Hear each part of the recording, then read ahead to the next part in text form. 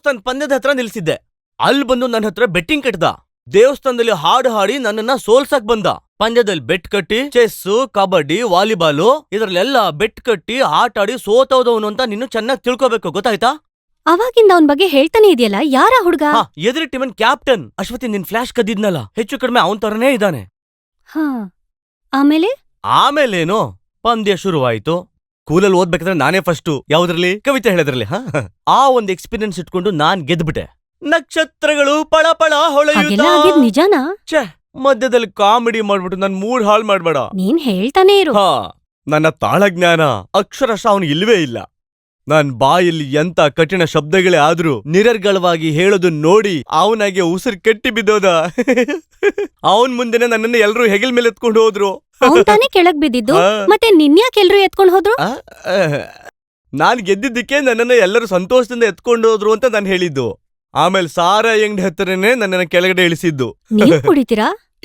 ನಾನಂತೂ ಕುಡಿಯೋದಿಲ್ಲ. ಸಾರಾ ಅಂಗಡಿ ಪಕ್ಕದ ರಸ್ತೆಯಿಂದಲೇ ನಮ್ ಮನೆಗ್ ಹೋಗ್ಬೇಕಿತ್ತಲ್ವಾ. ಓ, ಅದ ಸರಿ. ಇನ್ಮೇಲೆ ನೀವ್ ನನ್ ಜೊತೆ ಬರದ್ ಬೇಡ, ನಾನೇ ಹೋಗ್ತೀನಿ. ಜೊತೆ ನಾನು ಬರ್ತೀನಿ. ಬೇಡ ಬೇಡ. ಟಾಟಾ, ಬಾಯ್. ಆಕಾಶವೇ ಬೀಳಲಿ ಬೇಲೆ, ನಾನಿನ್ನ ಕೈ ಬಿಡೆನು.